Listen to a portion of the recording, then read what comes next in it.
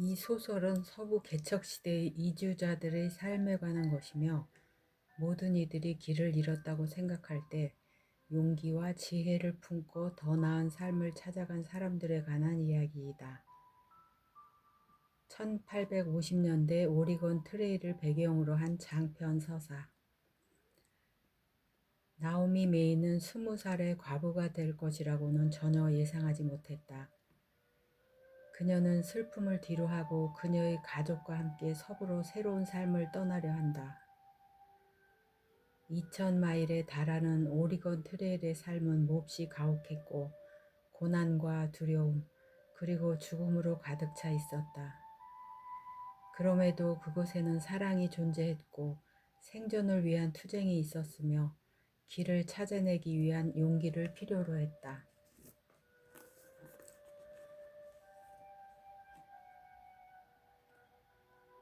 오늘 소개해드릴 책은 길 잃은 자들이 떠도는 곳입니다. 지은이 에이미 하먼. 에이미 하먼은 월스트리트 저널, USA 투데이, 뉴욕타임스 베스트셀러 작가다. 하먼의 책들은 총 18개국 언어로 출판되었다. 유타 출신의 작은 시골 소녀의 꿈이 이루어진 것이다. 하먼은 그동안 총 15권의 책을 썼고 그 중에는 월스트리트 저널과 워싱턴 포스트 베스트셀러 왓 더 윈드 노즈, USA 투데이 베스트셀러 더 스몰리스트 파트, 메이킹 페이스, 러닝 페어풋, 그리고 아마존 역사 소설 베스트셀러 1위에 오른 프롬 샌드 앤 애쉬가 있다. 프롬 샌드 앤 애쉬의 경우 2016년 피트니 어워드에서 올해의 책으로 선정되었다. 소설 디퍼런스 블루는 뉴욕타임스 베스트셀러에 올랐으며 USA 투데이 베스트셀러에 오른 판타지 소설 더 버드 앤 더 스워드는 2016년 굿리즈 최고의 책 부문 최종 후보에 이름을 올렸다. 하먼의 향후 책 출간 일정과 하먼의 포스팅을 보고 싶다면 사이트를 방문해 보기 바란다. 옴기니 김진희, 이화여자대학교 통번역대학원 한영번역학 석사 졸업했다. 옮긴 책으로는 고스트라이터 알렉산드라 톨의 장편소설, 론리 플래닛 터키, 론리 플래닛 인도, 론리 플래닛 디스커버 영국, 공역 등이 있다. 프롤로그. 나오미.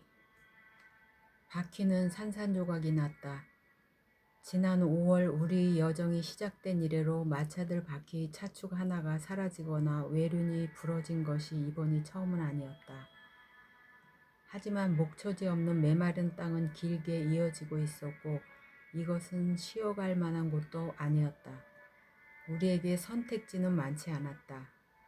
아빠와 워런 오빠는 몇 시간째 바퀴에 매달려 있었고 빙엄 씨는 아빠와 오빠를 돕고 있었다. 윌과 외부는 와이엇과 존이 오는지 지켜보기로 했다. 눈부시고 고요한 날이었다. 덥기까지 했다. 아이들은 검은색 바위와 거칠거칠한 셀비어 사이를 누비며 숨바꼭질을 하고 서로를 쪼드며 놀고 있었다. 나는 너무 지친 나머지 동생들을 야단치거나 다른 할 만한 것을 찾아주지 못하고 그냥 내버려 두며 지켜보고 있었다. 윌은 존이 준 활을 가지고 놀고 있었는데 알 수 없는 적을 향해 활을 조준했다. 윌의 화살이 공중을 가르고 날아가 우리 아래쪽에 있는 골짜기 속으로 사라졌다. 윌이 화살 몇 개를 더 날리더니 다른 바위 뒤로 몸을 휙 수그렸다. 외부는 자기 차례를 간절히 바라며 충성스러운 새끼 강아지 마냥 윌을 수선스레 쫓아다니고 있었다. 햇빛은 지난 몇 주 동안 충분히 받았다. 이제 시원한 산들바람이 불어오거나 하얀 눈송이가 내 혓바닥 위로 조금 떨어진데도 괜찮을 것 같았다. 겨울과 마차 행렬이 어울리는 조합은 아니지만 아기와 마차도 어울리는 조합은 아니었다. 그런데 남자들이 지금 우리 마차의 바퀴를 고치고 있는 동안 호머 빙엄의 아내 엘시가 자기네 마차에서 아기를 낳으려고 안간힘을 쓰고 있었다. 우리를 제외한 나머지 마차들은 샘터에 먼저 가서 기다리겠다는 약속을 남기고 모두 떠나가 버렸다. 우리가 그들이 바퀴 자국을 따라서 딱 하루만 가면 나오는 곳이라고 했다. 지금 우리는 그들이 바퀴 자국부터 좋게 1마일 떨어진 곳에 있다. 어젯밤 우리 마차들은 물과 풀을 찾아서 가던 길에 방향을 틀었다. 그런데 그때 갑자기 아빠가 우리 마차의 바퀴를 고장냈고 엘시 비몸이 더 이상은 한 발자국도 못 가겠다고 말했던 것이다. 엘시는 걸어야 할 것이다. 오늘은 아니더라도 내일은 분명 걸어야 할 것이다. 우리에겐 올라야 할 또 다른 산등성이와 건너야 할 또 다른 강이 기다리고 있을 것이다. 엄마가 막내 울프를 낳았을 때도 그 다음 날부터 바로 걷기 시작했었다. 나는 여동생이기를 기도했다. 정말로 간절히 기도했었다. 엄마에게는 이미 아들이 넷이나 있었고 내가 영원히 엄마 곁에 있을 수 없을 테니까. 나는 지금 20살이고 이미 한번 결혼했다가 과부가 되었다. 그리고 나에게는 캘리포니아에 도착한 이후 나만의 계획이 있다. 엄마에게는 내가 없을 때 엄마를 도와줄 다른 딸이 필요했다. 그러나 내 기도는 씨도 먹히지 않았다. 하나님은 엄마에게 아들을 하나 더 주셨고 나에게는 남동생을 하나 더 주셨다. 그래도 내 실망은 그리 오래가지 않았다. 나는 삶과 숨을 붙들기 위해 꼬물거리며 빽빽 울어대는 아기 울프를 단번에 알아보았다. 울프는 나의 아이였다. 우리의 아이였다. 울프는 제자리를 잘 찾아왔다. 얘가 너 어릴 때랑 꼭 닮았어, 나오미. 엄마가 소리쳤다. 어쩜 내 아들이라고 해도 믿겠구나. 울프는 그 시작부터 나의 아들처럼 느껴졌다. 하지만 나에게는 돌봐야 할 남동생들이 너무 많았고 남편도 없었기 때문에 아기에 대해서는 깊이 생각해 본 적이 없었다. 그런데 엄마는 몇 년째 꿈에서 내 아이를 보았다고 말했다. 엄마는 생생한 꿈을 잘 꾼다. 아빠는 엄마가 꾸는 꿈이 성경 속 요셉이 꾸는 꿈 같다고 했다. 이집트로 팔려간 색동 외투를 입은 요셉. 아빠는 심지어 엄마에게 서부에 가서 입으라고 요셉의 외투같이 생긴 옷을 사주셨다. 다채로운 색으로 염색된 양모를 한데 짜서 만든 것이다. 엄마는 아빠를 나무라면서도 좋아했다. 날이 계속 더운데도 엄마는 아직 그 외투를 입고 있었다. 엄마의 몸은 따뜻해지지 않을 것 같았고 아기 울프는 늘 배고파했다. 엄마는 엄마의 몸이 아기를 더 갖기에는 너무 늙고 지쳤다고 말했었다. 젖도 잘 나오지 않았다. 그런데 하느님의 생각은 달랐다. 하느님과 아빠의 생각은 달랐다. 나는 아빠에게 이제는 엄마를 건드리지 말고 내버려 둘 필요가 있다고 말했었다. 원래 그 말을 하려던 건 아니었는데 가끔은 생각하는 도중에 나도 모르게 말들이 입 밖으로 튀어나와 버렸다. 아빠는 아직 나를 용서하지 않았다. 그때 엄마는 나를 평소보다 더 크게 꾸짖었다. 나오미 메이, 그 말은 저 남자가 날 내버려 두길 원할 때 스스로 나도 충분히 말할 수 있어. 알아요, 엄마. 엄마는 언제나 엄마의 생각을 있는 그대로 말하잖아요. 지금도 그렇고요. 그 말에 엄마는 웃을 수밖에 없었다. 엄마가 가여운 엘시 빙엄에게 몸을 일으켜보라고 하는 소리가 들렸다. 나는 내 가죽 공책과 연필을 가방에 집어넣은 뒤 울프를 데리고 염소 커트를 찾으러 갔다. 울프의 우는 소리가 엘시를 더 힘들게 하고 있었고 마차 안도 비좁았다. 겉은 지금 멍에 벗긴 황소들과 함께 풀을 뜯고 있다. 이쪽 지역에는 풀이 거의 없었는데 그나마 조금 있던 것들도 벌써 다 뜯어 먹힌 상태였다. 암석들 사이로 찔끔찔끔 흘러나오는 샘물이 우리에게 약간의 수분을 제공해 주었고 지금은 동물들이 무리지어 그곳을 둘러싸고 있었다. 나는 겉의 젖꼭지를 비틀었다. 녀석은 얕은 물웅덩이에서 고개조차 들지 않았다. 나는 찍 나오는 따뜻한 젖을 손바닥에 받아 젖꼭지를 닦아낸 후 울프의 굶주린 큐피트 입술을 그 아래로 가져다 댔다. 내가 쭈그려 앉아 울프를 내 무릎 위에 눕히면 거트의 젖을 짜는 동시에 울프에게 젖을 먹일 수 있었다. 나는 그동안 이 일을 점점 더 잘하게 되었고 거트 또한 이 일에 점차 익숙해져 이제는 달아나지 않았다. 거트는 염소치고 성질이 순한 편이었다. 그동안 내가 보아온 다른 염소들, 모세가 황금 송아지를 망가뜨렸을 때 이스라엘 백성들이 그랬던 것처럼 매하고 울어대는 다른 염소들과는 달랐다. 거트가 우는 소리를 냈다. 녀석의 울음소리 때문에 나는 잠시 혼란스러워졌다. 몸이 얼어붙었다. 그 울음소리가 다시 들려왔다. 그건 거트의 울음소리가 아니었다. 엘시가 아이를 낳았나 봐. 내가 아기 울프에게 말했다. 그러자 울프가 엄마 말로는 나중에 내 눈동자만큼 초록빛깔을 띌 거라는 두 눈으로 나를 올려다보았다. 주님 감사합니다. 내가 나지막히 말했다. 그러자 빙엄씨가 내 말을 따라했다. 주님 감사합니다. 그거 우렁차게 외쳤다. 남자들이 바퀴를 뒤로 한 채 일어섰다. 아빠가 우우 낮은 함성을 지르며 빙엄씨의 등을 두드렸다. 빙엄씨에 대해 그리고 가여운 엘씨에 대해 안도하고 있는 것 같았다. 그때 또 다른 누군가가 함성을 질렀는데 나는 놀라지 않았다. 내 무릎 위에서 꿈틀거리는 아기, 그리고 이제 막 세상 밖으로 나온 아기에 대한 생각에 깊이 빠져 있었던 것이다. 아마도 외부나 윌이 축하하며 내는 소리겠거니 생각했다. 그러나 그 생각과 동시에 나의 두 눈이 불안하게 흔들리며 그 생각은 폐기되었다. 내 동생들은 저런 소리를 내지 않는다. 땅 울리는 소리가 나더니 가장 가까운 언덕 위에서 깃털 장식을 하고 손에 창을 든 원주민들이 말을 타고 우리를 향해 쏟아져 내려왔다. 그중 한 명은 자기 배에 파묻힌 화살을 붙잡고 있었는데 두 손이 피로 붉게 물들어 있었다. 나는 눈앞의 광경이 믿기지 않아 혹시 윌이 저 사람에게 화살을 잘못 쏜 게 아닐까 멍하니 생각했다. 거트가 달아나기 시작했다.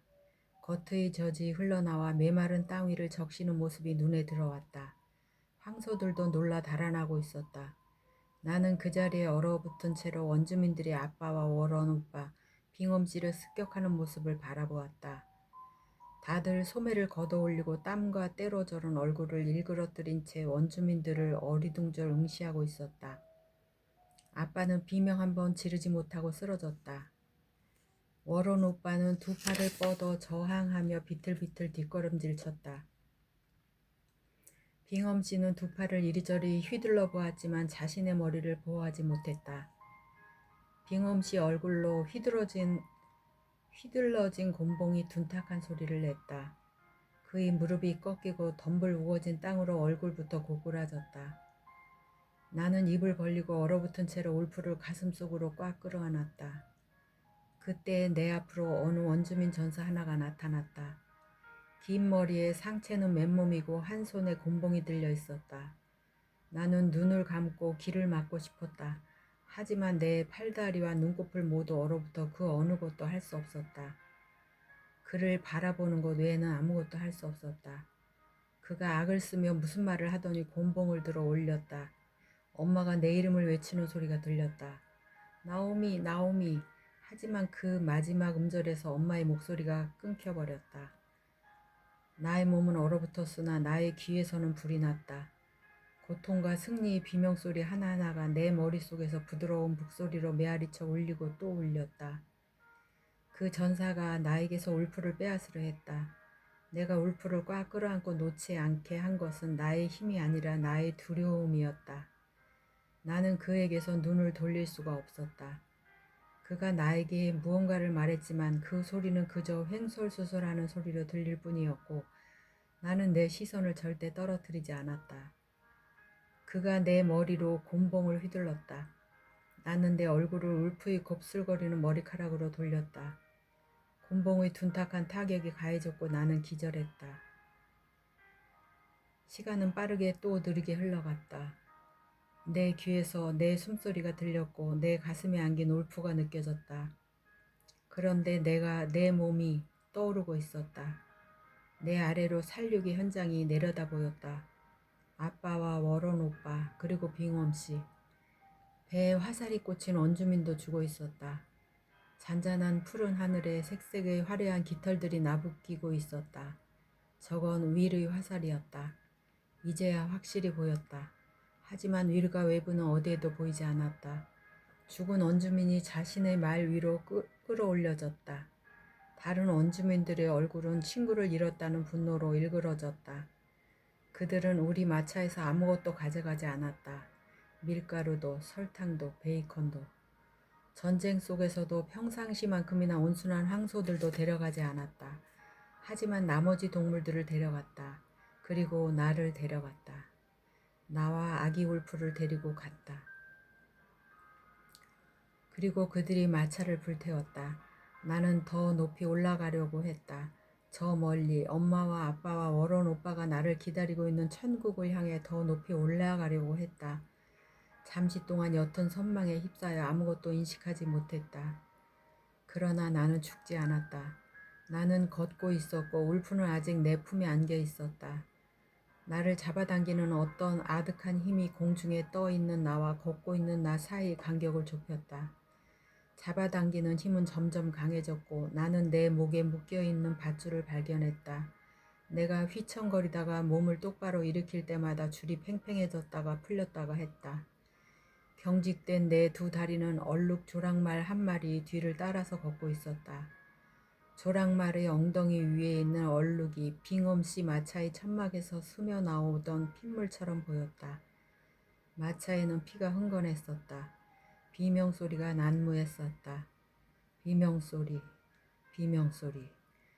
그러고는 아무 소리도 나지 않았다. 지금은 고요했다. 얼마나 오래 걸은지는 알 수 없었다. 나는 이상한 무의식에 빠져 있었다. 보고 있는데 보이지 않았다. 알고 있는데 알지 못했다. 갑자기 육지기가 치밀어 올랐다. 뱃속이 불시에 격렬하게 뒤집혔다. 나는 무릎을 꿇고 쓰러졌다. 몇 시간 전 아침으로 먹은 옥수수 죽이 숯불 위로 흩뿌려졌다. 구역질을 하며 몸을 수그리는데 기다란 풀들이 내 볼을 간지렸다. 울프가 울음을 터뜨렸다. 내 목에 감긴 밧줄이 팽팽해지고 눈앞이 빙빙 돌았다.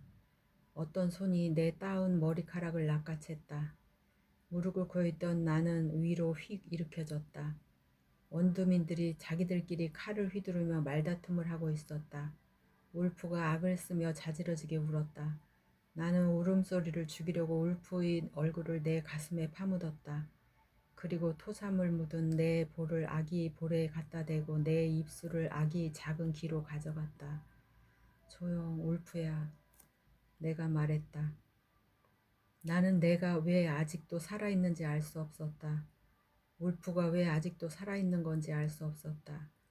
내 피부가 갑자기 곤두섰다. 칼날 하나가 내 눈썹에 닿았다. 나는 두 눈을 들어 가장 가까이에 있는 원주민을 쳐다보았다. 그가 무슨 말인가를 낮게 내뱉으며 자신의 칼끝을 내 오른쪽 눈 아래에 갖다 대고 꼬집히는 느낌이 나는가 싶더니 피가 볼을 따라 천천히 묵직하게 흘러내렸다. 그의 친구들이 야유했다. 시끄러운 야유 소리에 울프의 울음소리가 잠겼다. 나는 두 발로 벌떡 일어서서 도망가려 했다. 하지만 내 목에 감긴 밧줄이 나를 뒤로 확 잡아당겼고 나는 내 토사물 위로 넘어졌다. 칼로 나를 찌른 남자가 자신의 말 위로 올라탔다. 우리는 다시 이동하기 시작했다. 이제 공중에 떠올라 아래를 내려다보고 있는 것은 나의 두려움뿐이었다. 그리고 다행히도 나에게는 아무런 감각이 남아있지 않았다. 생각이 없었고 고통도 없었다. 내 두 팔에는 동생이 안겨 있었다. 내 뒤로 우리 마차에서 피어나는 연기와 함께 내 삶이 하늘 위로 두둥실 떠올랐다.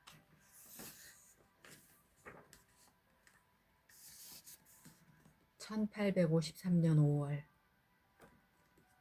1장 미주리주 세인트 조지프 존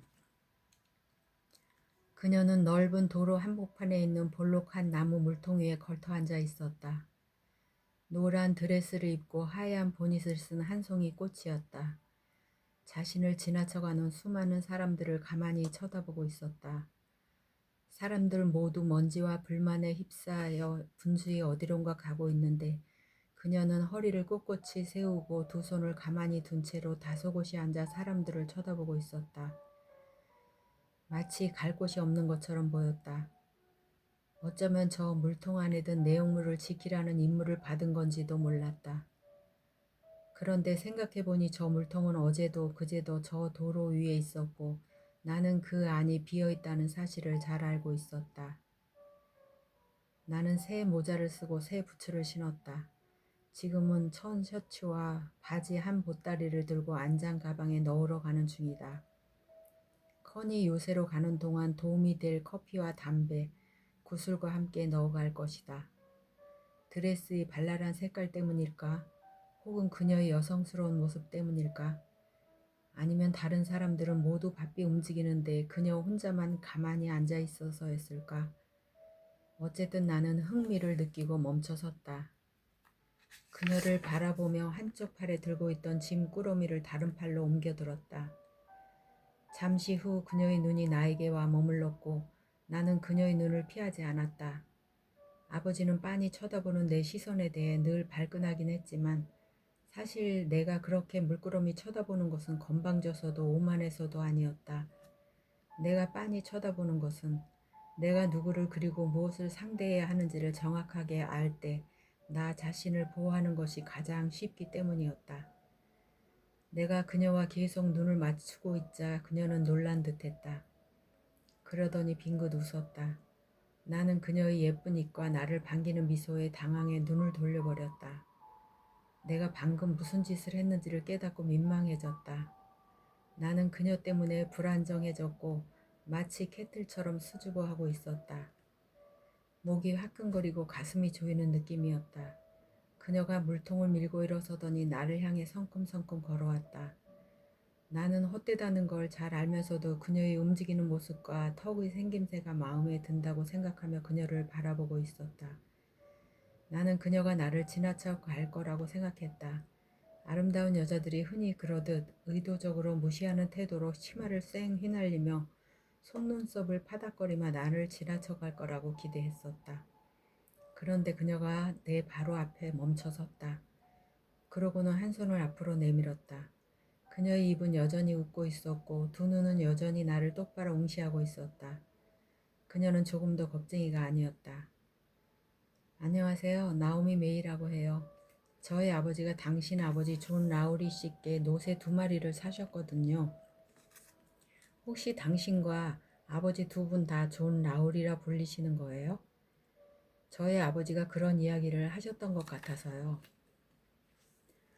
그녀의 손바닥은 얼룩덜룩했고 손가락 끝은 새카맣다. 손톱은 내 손톱만큼이나 짧았다. 지저분한 손이 그녀의 단정한 외모, 창백한 피부와 부조화했다. 내가 자신의 손가락들을 보고 있다는 사실을 눈치챈 그녀가 약간 움찔했다. 내가 그 모습을 보았다는 사실이 기쁘지 않다는 듯 그녀가 아랫입술을 깨물었다. 그러면서도 손은 여전히 내밀고 있었다. 나는 그 손을 잡지 않았다. 그녀의 질문에도 대답하지 않았다. 그 대신 아무것도 들지 않은 손으로 모자를 살짝 들어 올리면서 그녀에게 손대지 않고 인사했다. 아가씨. 그녀의 미소는 흔들리지 않았지만 내밀었던 손은 도로 내려갔다. 그녀의 눈은 놀랍도록 선명하고 초록색을 띠고 있었다. 그녀의 볼 위에 갈색 주근깨들이 흩어져 있었고 코 위에도 톡톡 뿌려져 있었다. 곧고 모양이 예쁜 코였다. 코뿐만이 아니라 그녀의 모든 부분이 예쁘게 생겼다. 나는 문득 손가락 하나를 내 콧등을 따라서 두 눈 사이 굴곡까지 미끄러뜨려 보고 싶어졌다. 그러고는 나 자신과 이 호리호리한 백인 여자를 어떤 식으로든 비교하고 있다는 사실을 깨닫고 스스로가 바보처럼 느껴졌다. 우리는 말없이 서로를 쳐다봤다. 그러다 나는 문득 그녀가 나에게 무슨 질문을 했었는지, 무슨 말을 했었는지 기억나지 않는다는 사실을 깨달았다. 내가 누구인지조차 알 수 없는 상태가 되어버렸다. 라우리 씨 맞죠? 마치 내 생각을 읽기라도 한 것처럼 그녀가 망설이며 조심스럽게 물었다. 나는 그녀가 자기 질문을 반복하고 있다는 사실을 깨달았다. 네, 아가씨. 나는 모자를 다시 살짝 들어올려 보인 뒤 실례합니다 하고는 그녀를 지나쳐 멀리 걸어가 버렸다. 나는 혼자 조용히 욕을 중얼거렸지만 날카로운 모서리는 가까스로 삼켜내고 가던 길을 계속 갔다. 나는 남자다. 예쁜 여자를 보면 눈이 가는. 그것은 부끄러워할 일도 아니었다. 하지만 그녀는 예쁘기만 한 것이 아니었다. 나의 관심을 끌었다. 나는 뒤돌아서 그녀를 쳐다보고 싶었다. 세인트 조지프는 오늘 무척 북적거리고 있었다. 봄이었다. 그리고 서부로 가는 이주민 마차들은 여정의 채비에 한창이다. 아버지가 작년 봄 내내 팔았던 노새보다 지난 2주 동안 판 노새의 수가 더 많았다. 사람들은 라우리 노새를 구입하길 원했지만 우리에게 있던 노새들은 이미 다 팔리고 없었다. 우리는 지금 우리가 팔고 있는 동물들이 일을 잘할 거라고 보장하지 못했다. 대신 아버지는 그것들은 라우리 노새는 아니라고 재빠르게 사람들에게 말하면서 더 적은 값을 받고 팔았다. 나는 아버지가 그녀의 아버지에게 판 것이 라우리 노새들인지 다른 사람에게서 데려온 길들이지 않은 노새들인지 궁금해졌다. 그녀는 내가 누구인지 알고 있었지만 나는 그녀를 처음 보았다. 하지만 나는 그녀를 기억할 것이다. 내가 그녀를 돌아보았다. 나도 어쩔 수가 없었다. 그녀가 나를 쳐다보고 있었다.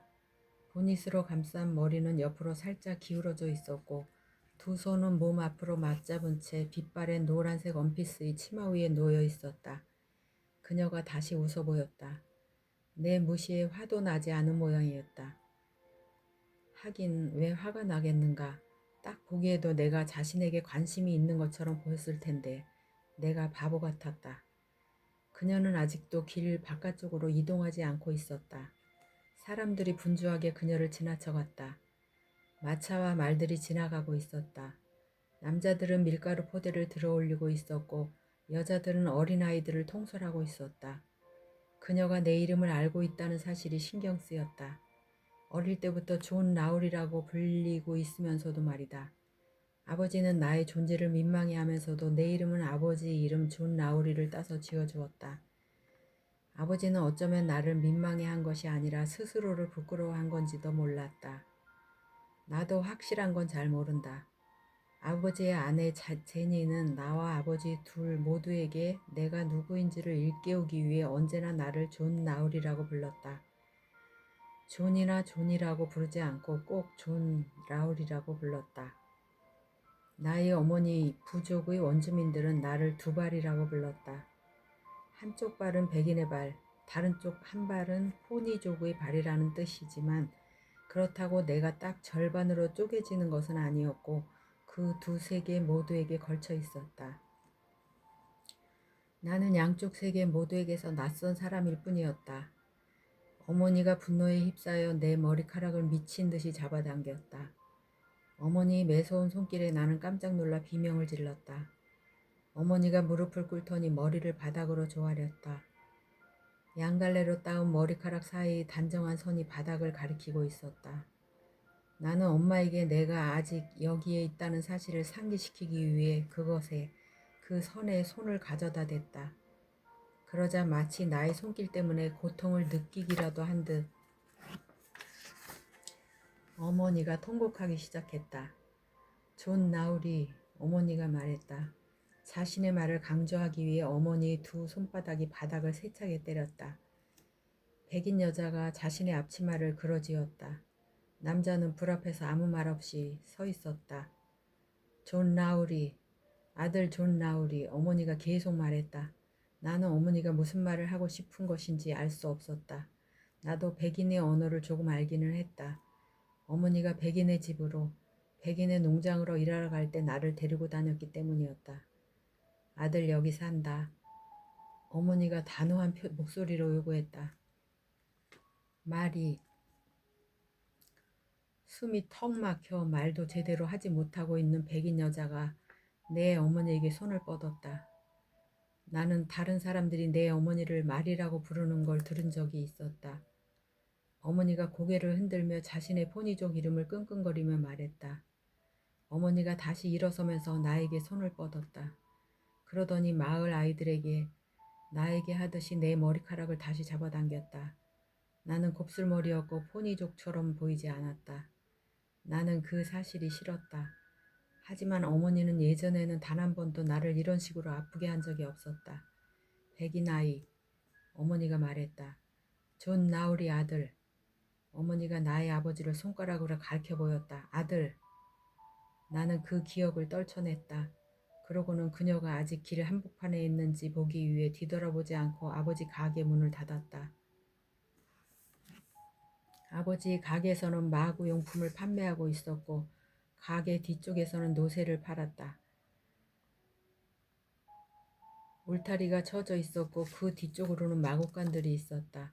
제니의 2층 판잣집은 그 뒤쪽 거리에 자리하고 있었다. 그는, 나의 아버지는 수탉나귀 한 마리와 암말 2마리, 세 아이, 그리고 이사 가고 싶어 하지 않는 아내를 데리고 빈털터리로 이곳 세인트조에 와서 자리를 잘 잡았다. 제니는 나를 돌려보낼 수도 있었다. 나의 어머니를 돌려보낼 수도 있었다.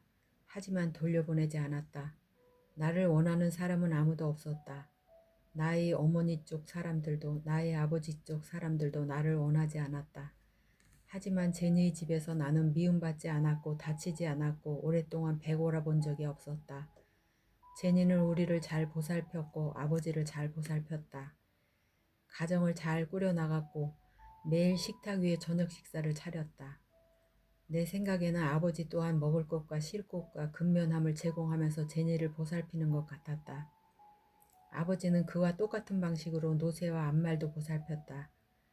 솔직히 말하면 아버지는 노새와 암말을 더 좋아하긴 했다. 아버지는 단 한 번도 폭력적으로 행동한 적이 없었다. 단 한 번도 나에게 혹은 자신의 가족에게 손을 올린 적이 없었다. 하지만 아버지는 무뚝뚝하고 말수가 적은 사람이었다. 나는 예전에는 아버지를 무서워했었다.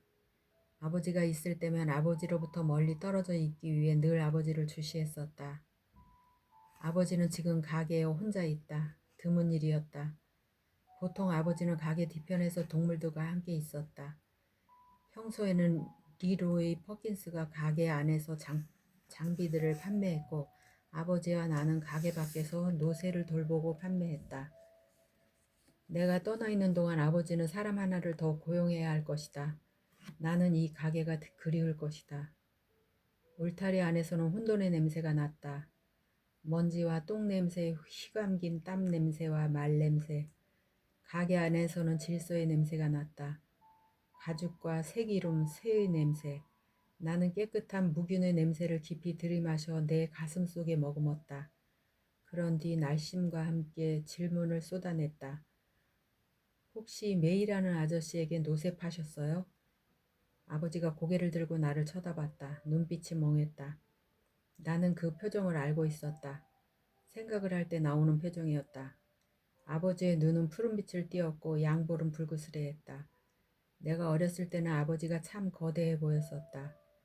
지금은 나도 아버지만큼 컸고 내 몸은 아버지의 몸과 닮아 있었다. 나는 키가 컸고 몸은 어깨가 떡 벌어졌다가 엉덩이로 내려가면서 폭이 좁아졌다. 그리고 긴 다리와 큰 발, 강인한 손을 갖고 있었다. 아버지의 차가운 눈빛이나 지푸라기의 색깔의 머리카락은 나에겐 없었다. 하지만 나의 움직이는 모습이 아버지와 닮아 있었다. 나의 걷는 모양새는 물론 가만히 서 있는 모습조차 아버지와 똑같았다. 아버지의 모습을 배운 것이거나 아니면 애초에 그렇게 타고난 것 같았다. 나는 이제 아버지가 무섭지 않았다. 단지 아버지의 그늘의 실증을 느낄 뿐이었다. 딸이랑 같이 온 것 같던데요? 나는 이렇게 말하고는 내 얼굴에서 표정은 가능한 완전히 지워냈다. 그런다고 아버지가 속을 거라고 생각하지는 않았다. 기억이 떠오르는 듯 아버지의 표정이 편안해졌다. 윌리엄, 메이 온 가족을 다 데려왔더구나. 애들이 무척 많았다. 다 자란 애들도 있고 어린애들도 있고 아내는 보아하니 임신 중인 것 같던데. 나는 아무 말도 하지 않았다. 내 머릿속은 나오미 메이에게 완전히 빠져 있었다. 그녀의 노란 원피스와 초록빛 눈동자 그리고 예쁘장한 코 위에 톡톡 뿌려져 있던 주근깨들. 왜? 아버지가 짧게 묻고는 마치 안 좋은 소식이라도 듣게 될 것처럼 기다렸다. 괜찮은 녀석들이었어요? 내가 물었다. 우리 노새는 아니었다. 하지만 서로 잘 맞는 놈들이었다. 얌전하고 사람들과 마차에 익숙한 놈들이었지. 그 남자에게 마차를 끌 황소들이 있더구나.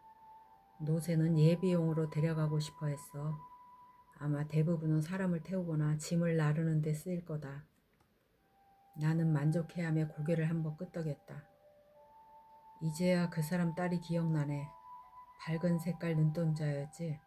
질문이 참 많더구나. 아버지가 나의 눈을 올려다보았다. 예쁘고. 나는 감정을 숨기고 끙 앓는 소리를 냈다. 아버지와 나는 여자 이야기나 다른 시시콜콜한 이야기를 나누는 사이가 아니었다. 우리는 노새 이야기를 나누었고 그것이 전부였다. 아버지가 능동적으로 내놓은 의견에 나는 놀랐다. 그 가족이 에버드 일행과 계약을 했어. 그러니까 정 걱정이 되면 가는 동안에 계속 지켜볼 수 있을 게다. 그 노새들 말이다. 아버지가 말했다. 나는 내 반응을 억누르며 고개를 끄덕였다. 그랜트 에벗은 제니의 오빠였다. 자신은 산사나이라며 우쭐대는데 사실 덫을 놓으며 긴 시간을 보내본 적도 없는 사람이었다. 1949년 캘리포니아 골드러시에 동참했었지만 일학 천금을 움켜쥐는 데는 실패했다. 지금껏 오리건 준주까지 3번 왕복했고 이제는 모피 판매나 사금 채취보다 서부 이주 호황에 뛰어드는 것이 더 큰 돈을 버는 길이라고 결정 내린 모양이었다. 덧붙이자면 그는 한시도 가만히 있지 못하는 성질이었다. 그가 나에게 커니 요새까지 같이 가자고 설득했다. 그래서 나는 그동안 노새들을 몰고 플랫강가 바로 아래에 있는 커니 요새까지 5번을 왕복했다. 나는 그곳에 갈 때까지 그곳에 멈추지 않고 서쪽으로 계속 더 가보는 건 어떨까 생각했었다. 그러면서도 결국에는 매번 세인트조의 아버지 집으로 되돌아왔었다. 커니 요새의 노새를 공급하러 마차 행렬과 한껏 가게 되면 노새들을 관리할 사람을 더 고용하지 않아도 되었고 그랜트 에봇이 나에게 필요할 때 도와달라며 돈을 줄 것이다.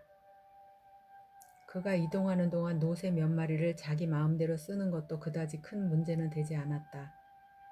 일행의 수가 많으면 나는 안전과 지원을 제공받을 수 있었다. 물론 이동하는 속도가 현저히 느려지긴 하지만 그래도 그동안 한 번도 문제를 겪은 적이 없었다. 나는 동물들을 잘 다루었고 혼자서도 잘 지냈으며 일도 성실하게 해냈다. 나는 그저 노새 모는 사람일 뿐이었고 내가 조금 다르게 생겼다고 해서 그걸로 딴지를 거는 사람도 없었다. 딱 한 번 이동하는 동안 단 한 번도 씻지 않는 어떤 남자에게 더러운 인디언 소리를 들은 적이 있긴 했다. 그 남자는 그로부터 이틀 후에 콜레라로 죽어버렸다. 너무 게으른 나머지 깨끗한 물을 찾아 상류로 이동하지 않았던 것이다. 준비는 다 됐고? 아버지가 물었다. 아버지는 내가 준비를 다 끝냈다는 걸 알고 있었다. 댐프시 데이가 요청한 노새들은 팔리지 않도록 따로 분류해 두었다. 먹이도 주고 모든 채비가 끝난 상태였고 노새에 실을 짐꾸러미들도 긴 여정을 위한 준비가 끝나 있었다. 나는 꾸러미들을 들어 올렸다. 이것들만 집어넣으면 돼요. 셔츠랑 바지들이요. 물물 교환하기에 좋잖아요. 사슴 가죽보다야 천이 교환하기 훨씬 수월하지. 아버지가 말했다. 아버지는 오늘 평소보다 말을 더 많이 하고 있었다. 나는 이것을 어떻게 받아들여야 할지 알 수 없었다. 제니가 너 머리 자르게 집으로 보내달라고 하더라. 아버지가 덧붙였다. 지금 바로 갈게요. 내가 순순히 말했다. 제니는 그런 것들에 신경을 썼다. 난 머리가 길면 라우리가 사람보다는 포니족 사람처럼 보였고 그 모습이 사람들을 긴장하게 만들었다. 나는 10살 즈음부터 머리카락을 짧게 잘라 관리했다. 내가 처음 아버지와 함께 살게 되었을 때 제니는 내 엉킨 머리카락을 풀기 위해 최선을 다했지만 결국 모두 잘라버릴 수밖에 없었다. 그 곱슬머리가 다시는 돌아오지 않았다. 난 따라갈 수 없었던 나의 어머니를 그 곱슬머리가 따라간 것이라고 오랫동안 생각해왔다. 제니는 자신을 어머니라 부르고 생각했지만 나는 그럴 수 없었다. 물론 그 호칭을 원하는 것이 제니의 자존심 때문이 아니라는 것도 알고 있었다. 수치심도 아니었다. 그저 사람들이 내가 그의 아들이므로 그녀의 아들이라고 생각하는 것이 우리 모두에게 편하기 때문이었다. 제니의 요구는 타당한 것이었다. 제니의 머리카락은 짙은 갈색이었고 눈동자도 그와 같은 색이었다. 내 머리카락과 눈동자 색깔이 그녀의 것보다 훨씬 더 어둡긴 했지만 세인트조 사람들은 내가 아버지보다는 엄마를 더 많이 닮았다고 생각했다. 그렇게 추정하거나 아니면 아무것도 묻지 않았다.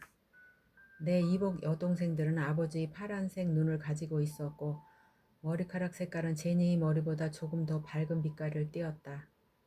나는 주변에 사람이 없을 때는 제니를 그녀의 이름으로 불렀다. 주변에 사람이 있으면 그냥 부인이라고 부르거나 아무런 호칭도 없이 사용하지 않았다. 제니를 어머니라고 부르게 되면 그 머리숱 많고 삐뚤어진 미소를 가지고 있었던 포니족 여인을 부정하는 것이 되어버리므로 어머니가 나에게 기다리라고 하고는 뒤돌아서서 걸어가기 시작했다.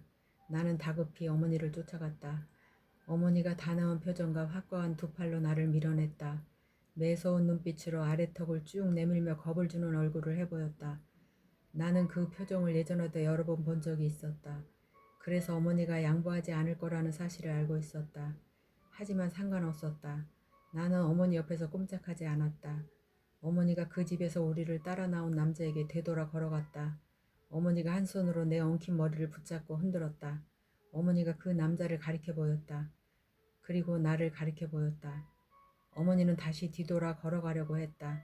내가 다시 어머니를 쫓아가자 어머니가 그 자리에 주저앉았다. 양반 다리를 하고 앉아서 두 손을 무릎 위에 올리고 정면을 바라보았다. 나도 어머니 옆에 자리를 잡고 앉았다. 우리는 밤새 그렇게 앉아 있었다. 어머니는 내가 옆에 없는 것처럼 행동했다. 어머니는 아팠다. 어머니의 숨소리에서 끓는 소리가 났다.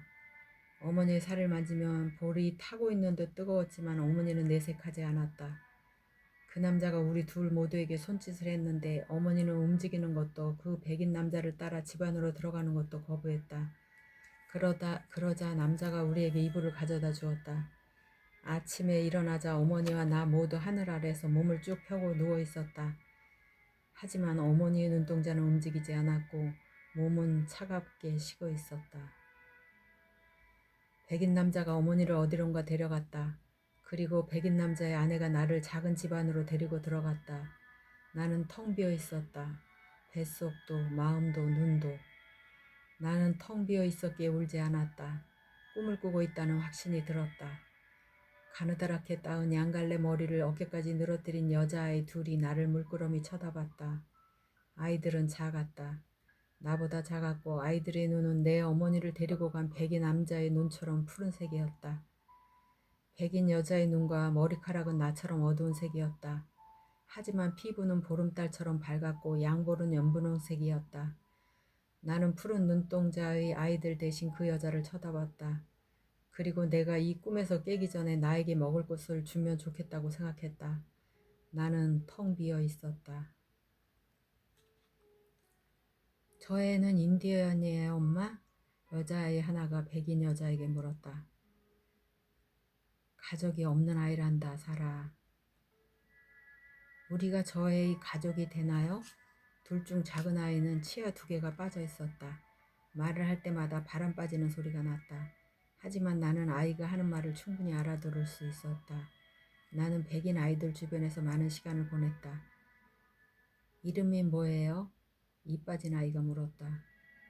저 아이 이름은 존 라우리야, 해티. 백인 여자가 대답했다. 그건 인디언 이름이 아닌데요. 사라가 코를 찡그렸다. 그건 아빠 이름이잖아요. 맞아, 저 아이는 아빠의 아들이란다. 백인 여자가 다정한 목소리로 대답했다. 나는 울기 시작했다. 내가 악을 쓰며 서럽게 울자 여자의 두 딸이 손으로 양쪽 귀를 막았다. 작은 아이가 나를 따라 울기 시작했다. 나는 더 이상 텅 비어 있지 않았다. 나는 공포와 눈물로 가득 차 있었다. 그것들이 내 입과 눈에서 흘러나오고 있었다.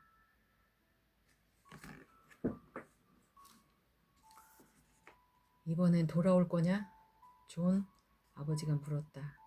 아버지의 두 눈은 자신 앞에 있는 거래장부를 향하고 있었지만 손은 연필을 쥐고 움직이지 않고 있었다. 나는 무슨 말인지 이해가 되지 않았다. 1시간쯤 걸릴 거예요. 리오이는 어디 있어요? 제가 여기로 다시 왔으면 하시는 거예요? 아니, 지금이 아니고 그 얘기가 아니다. 세인트조로 다시 돌아올 거냐? 그 말이 내게 마치 내가 돌아오지 않기를 바라고 있는 것처럼 들려 순간 내 몸이 굳어져 버렸다.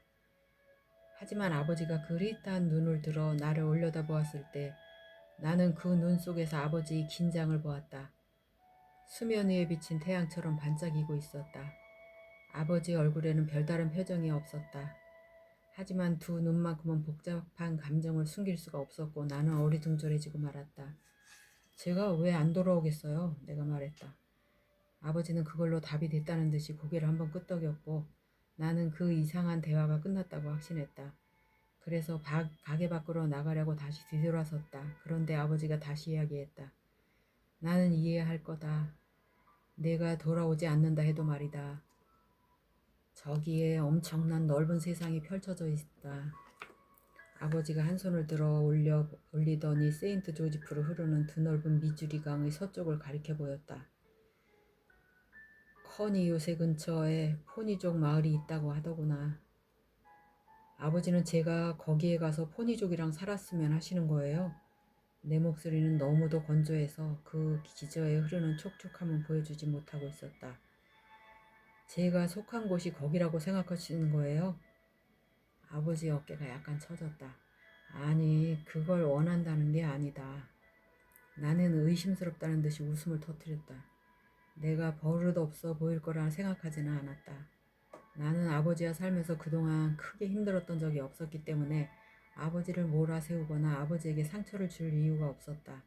하지만 나는 놀랐고 그 놀라움 안에 고통도 있다는 것을 발견했다. 어머니가 돌아가신 후 나는 할머니를 만나러 가끔씩 포니족 마을로 몰래 도망가곤 했었다. 하지만 포니족 주민들은 나를 좋아하지 않았다. 그들은 내가 무언가를 가지고 오기를 바랐다. 그들은 굶주려 있었다. 그들에게 환영받고 싶은 마음에 한 번은 제니의 밀가루와 설탕을 모두 싸들고 간 적이 있었다. 아버지는 그것들을 또 가져올 수 있으니 포니족에게는 그런 것들이 너무나도 부족했다. 제니는 회초리로 내 엉덩이를 때렸다. 제니의 뺨 위로 눈물이 흘러내렸다. 해티와 사라가 창문 밖으로 지켜보고 있었다. 제니는 그렇게 때리지 않으면 내가 또 그런 짓을 할 거라고 말했다. 나는 회초리질을 당해놓고도 또 그 짓을 했다. 아버지는 늘 밀가루와 설탕을 다시 사왔다. 물론 가져오는 데는 어느 정도 시간이 걸렸고 그래서 몇 주간 우리 식탁엔 빵이 없을 때도 있었다. 그로부터 얼마 지나지 않아 우리는 세인트 조지프로 이사를 했다. 아버지는 가진 모든 것을 팔아서 번식을 위한 우수한 품종의 수탉나귀 한 마리를 구입했다. 미주리주에서 세인트 조지프보다 남쪽에 위치한 인디펜던스에는 이미 많은 노새 교배업자와 노새 몰이꾼들이 성업 중에 있었다. 세인트 조지프는 인디펜던스보다 작긴 했지만 오리곤 준주로 가는 출발 지점으로부터 완벽한 위치를 점하고 있었다. 아버지는 제니에게 서구에 대한 사람들의 새로운 열망이 들끓고 있는 시점인 만큼 우리가 노새로 돈을 벌 수 있을 거라고 말했다. 그리고 자신은 결코 훌륭한 농부가 되지 못할 거라고 말했다. 아버지의 말이 맞았다. 아버지는 노새꾼이었다. 아버지는 우수한 품종의 노새들을 번식시켰을 뿐만 아니라 노새를 잘 이해했다. 노새도 아버지를 이해했다. 노새 사업 시작 후 5년도 채 되지 않아 아버지는 미주리 강을 따라 자리한 레버너스 요새와 커니 주둔지에 있는 군인들에게 그들이 필요로 하는 짐 노새들을 공급하기 시작했다. 커니 주둔지가 플랫강가 바로 아래 네브래스카주의 미 개척지로 옮겨갈 때에도 내가 라우리 노새 10댓마리를 몰고 200마일에 이르는 대초원을 따라서 군 수송품 행렬에 동행했었다. 그 일을 지난 5년간 봄마다 했었다. 그리고 내일 다시 출발할 예정이다. 그녀를 사랑했었다. 아버지가 다른 사람 같은 목소리로 말했다. 뭐라고요? 그녀를 사랑했었다.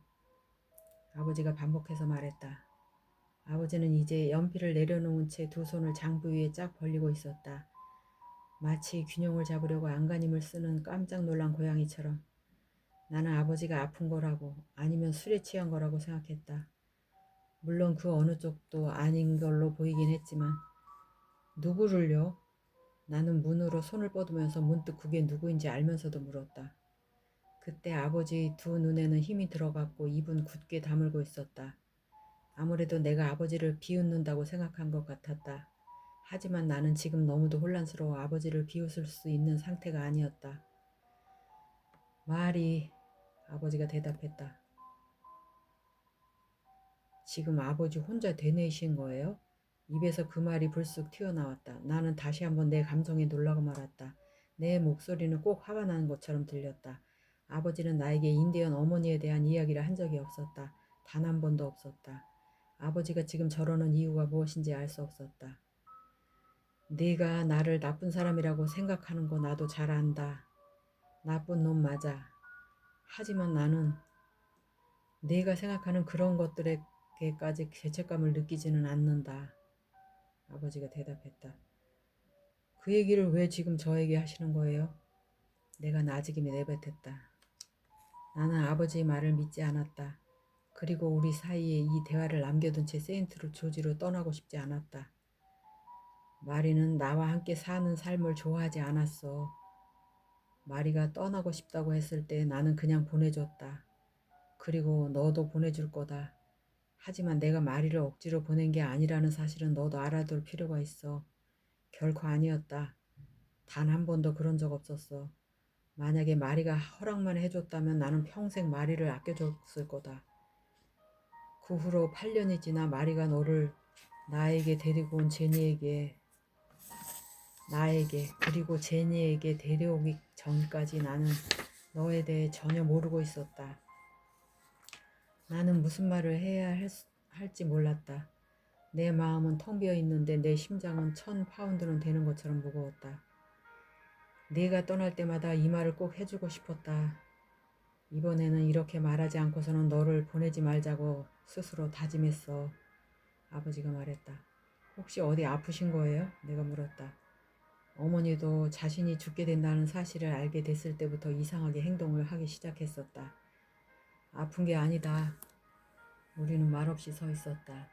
나는 두 손을 엉덩이에 올린 채로 아버지는 자신이 맨 땅에서부터 일구어낸 가게의 계산대 위에 간절히 하얗게 튀어나오도록 커다란 주먹을 쥐고서 마구와 멍에 고삐와 장비들 사이에서 우리는 그렇게 말없이 서 있었다.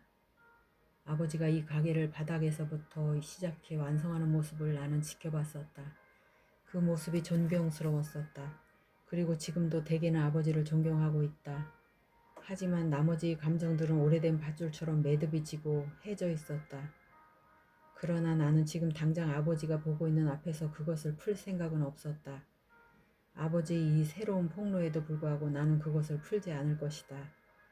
이 새로운 폭로 때문에 더더욱 풀지 않을 것이다. 나는 고르지 못한 숨을 들이쉬고 퉁명스레 고개를 한번 끄덕하고는 문을 열고 밖으로 걸어 나갔다. 그러고는 내 뒤로 문을 조용히 닫았다. 나는 바로 제니에게 가지 않았다. 뱃속에서 내장이 꼬이고 가슴속에서 불이 났다. 아버지는 내 몸을 갈라 활짝 펼친 뒤에 나로 하여금 내 내면을 들여다보도록 만드는 데 소질이 있다. 마치 나의 내면을 반복적으로 들여다보는 것이 아버지를 더 잘 이해하는 데 도움이라도 된다는 듯이 나는 아버지가 어머니를 사랑했었다는 말을 믿지 않았다. 아버지에게 그 감정을 가질 능력이 있는지에 대해서도 확신할 수 없었다. 나는 아버지가 어디가 아픈 거라고, 불치병에 걸린 거라고, 제니가 큰 소리로 읽어주던 셰익스피어의 페리클레스처럼 등 뒤에 칼이 꽂힌 채 건널 판자 끝으름에 서 있는 거라고 나는 다시 한번 확신했다. 내 가슴속 열기가 팔을 따라 내려가더니 손바닥을 간지렸다. 나를 이렇게 신경 쓰게 한 아버지가 원망스러웠다. 나는 우뚝 멈춰섰다. 내가 멈춰선 곳 앞에 어떤 꼬마가 어리둥절한 얼굴로 멈춰섰다. 죄송합니다, 아저씨. 꼬마가 뒷걸음질 치더니 고개를 들어 나를 올려다보았다. 오후의 태양빛에 꼬마의 두 눈이 가늘어져 있었다. 꼬마가 나와 시선을 맞추려고 고개를 길게 빼자 머리에 얹혀져 있던 모자가 바닥으로 떨어졌다. 꼬마의 머리카락은 젓갈색이었고 사방으로 뻗쳐 있었다. 꼬마 뒤로 한 소년이 몸을 구부려 그 구김이 간 중절모를 집어 올려 꼬마의 털북송이 머리 위에 다시 올렸다. 꼬마의 헝클어진 머리카락이 내가 지금 해야 할 일을 상기시켰다. 나는 아버지의 가게 쪽으로 제니와 제니의 가위를 향해 돌아섰다. 하지만 꼬마의 어머니가 멀지 않은 곳에 있었다. 꼬마의 어머니가 내 앞에서 걸음을 멈췄고 그 뒤로 또 다른 아들이 따라왔다. 라우리 씨, 여인이 한 손을 나에게 쭉 내밀었다. 다른 쪽 손바닥은 믿을 수 없도록 크게 부푼 배 위에 놓여 있었다. 여인의 보닛이 초록색 두 눈에 그늘을 들이우고 있었고 나는 그 눈동자 색깔에 정신이 팔린 채로 여인의 작고 거칠한 손을 잡고 흔들었다. 초록색 눈을 가진 처음 보는 여인에게 내 이름으로 인사를 받는 것이 오늘에만 두 번째였다. 하지만 이 여인의 눈동자는 빛이 발해 있었다. 여인의 모든 것이 빛발해 있었다. 여인의 원피스, 보닛, 피부, 미소까지. 여인의 피로가 손에 잡힐 듯 생생했다. 아이들은 여인 주변에 모여 있었다. 모두들 똑같이 생겼다.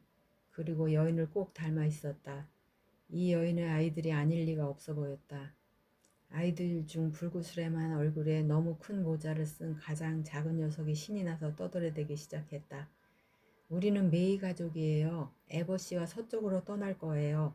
내일 출발해요. 우리가 아저씨네 아버지 라우리 씨께 노새들을 샀어요. 엄마가 저보고 걔네 이름을 지으라고 하셨어요. 라우리 씨는 쉽고 귀에 딱 꽂히는 이름으로 지어야 한다고 하셨어요. 명령하는 말처럼 들리게요. 그래서 걔네 이름을 트릭과 텀블러 하면 어떨까 해요. 왜냐면 한 놈은 뺀질거리고 다른 놈은 어설프거든요. 아빠 말로는 아저씨가 노새 모는 사람이래요. 저도 언젠가 노새 모는 사람이 될 거예요. 노새가 엄청 많은 울타리도 가질 거예요. 제 번식장 이름은 웨브 메이 노새로 하려고 해요. 그래도 걱정 마세요, 라우리 씨. 아저씨와 아저씨네 아빠 사업에는 지장이 안 가도록 할게요. 왜냐면 저는 세인트조 안에 있을 거거든요. 저는 캘리포니아로 갈 거예요. 나는 고개를 한번 끄덕였다. 여인이 피곤한 기색으로 웃어 보였다. 어제 저희가 노새를 구매하는 동안 당신이 뒤쪽 방목잔에 있었어요. 우리는 라우리 씨를 봤는데 라우리 씨는 우리를 보지 못했지요. 라우리 씨가 우리 마차 행렬과 함께 갈 거라고 라우리 씨 아버지께서 이야기해 주셨답니다. 이렇게 초라하게 소개하게 된 걸 이해해 주세요. 키가 가장 큰 아이, 아마 15 아니면 16살쯤 되어 보이는 소년이 나에게 한 손을 내밀었다. 저는 와이엇 메이라고 해요, 라우리 씨. 소년은 정직해 보였다. 얼굴은 아직 소년의 것이었지만 목소리는 남자의 것이었다. 남자는 목소리가 가장 먼저 변한다. 물론 나도 그랬었다. 어느 날 일어나 보니 내 목 안에 두꺼비 한 마리가 들어와 앉아 있었다. 입을 벌릴 때마다 아버지 목소리를 흉내내고 있었다. 저는 윌이에요. 그 다음으로 큰 소년이 말했다. 나는 인사의 의미로 고개를 끄덕여 보였다. 제가 나오미를 만났습니다. 내가 말했다.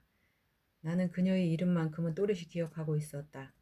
하지만 그 말을 함과 동시에 하지 말 걸 하고 후회했다. 그녀를 이름으로 부르는 것은 너무 친밀한 관계처럼 보였기 때문이다. 그런데 그녀의 가족들은 그것을 알아채지 못하거나 신경을 쓰지 않는 눈치였다. 누나는 항상 돌아다녀요. 가장 작은 아이가 말했다. 꼬마 이름이 뭐였더라? 와이엇?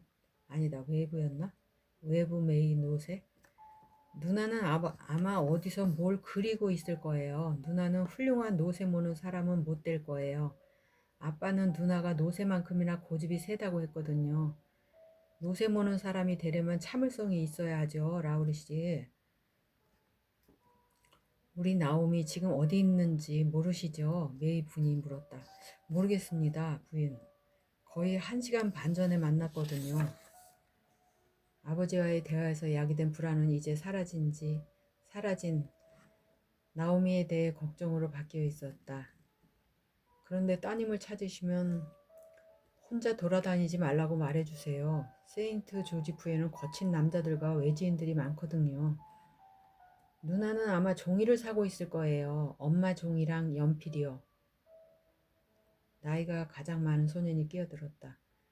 우체국 옆에 잡화점이 하나 있습니다. 거기에서 그런 것들을 팔아요. 내가 말했다. 거친 남자들과 외지인들이라. 메이 부인이 내 말을 반복했다. 부인이 두 눈이 주변을 두리번거렸다. 라우리 씨, 저희는 당신과 함께 갈 수 있어서 정말로 운이 좋다고 생각해요. 경험이 많은 사람과 함께 갈 수 있다는 건 참으로 감사한 일이죠. 저는 커니 요새까지만 갑니다, 부인. 부인이 잠시 나를 진지하게 쳐다보았다. 제 생각엔 막상 가보면 더 가고 싶어질 것 같은데요, 라우리 씨. 대부분의 가족들에게 출발 후 첫 200마일이 얼마나 고된 여정인가를 생각하면 이걸 뭘 모르고 하는 소리다. 비 내리고 바람 불고 이 길이 끝나지 않을 것만 같고 이 여인에 대해 이 여인이 얼마 후면 견뎌야 하는 것들에 대해 생각하니 안쓰러운 마음이 들었다. 아빠가 캘리포니아까지는 2000마일을 가야 한다고 하시던데요. 와이엇이 침울하게 말했다. 내가 고개를 끄덕였다. 온 가족이 고개를 들어 올리고 눈을 동그랗게 뜨고 내가 무슨 말을 더 하기를 기다리며 나를 쳐다보고 있었다. 조금은 특이한 가족이었다. 솔직하고 직설적이었다. 나와 함께 있는 모습을 보이고 싶어 하지 않는 사람들처럼 시선을 내리거나 자리를 옮기지도 않고 있었다. 우리 또 만나네요, 라우리 씨. 활기찬 목소리가 들려왔다. 나오미 메이가 갈색 종이 꾸러미를 든 채 깊게 파인 바퀴 자국들을 폴짝폴짝 건너뛰고 남자와 동물들을 요리조리 피하며 다가오고 있었다. 마치 우리가 오래된 친구라도 되는 듯 그녀가 내 옆으로 와 섰다. 메이 아가씨, 내가 갑자기 말했다. 숨이 막혔다. 누나 이름은 콜데일 부인이에요, 라우리 씨. 웨이브가 가르쳐줬다. 그래도 우리는 그냥 나옴이라고 불러요. 나는 내 안에 무언가 쿵 내려앉는 느낌을 애써 무시하며 뒷걸음질 쳤다. 내 시선은 메이 부인에게로 돌아갔다. 강은 언제쯤 건너시나요? 내가 시선을 부인에게 고정한 채로 물었다. 줄이 너무 길어서요. 그래도 제 생각엔 우리가 짐배를 타고 건널 수 있게 남편이 해놓지 않을까 싶어요. 메이 부인의 두 눈에 사이에 파인 고랑이 깊어졌다. 저 어제 배가 뒤집히는 걸 봤어요, 라우리 씨.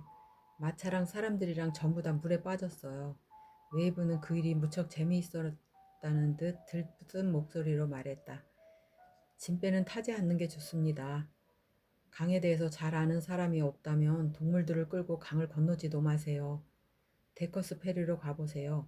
수풀이 무성해서 찾아가는 데 힘이 조금 들 수도 있지만 거기에서 강을 건너면 목초지도 있고 일행들이 모두 올 때까지 기다릴 수 있는 장소도 있을 거예요.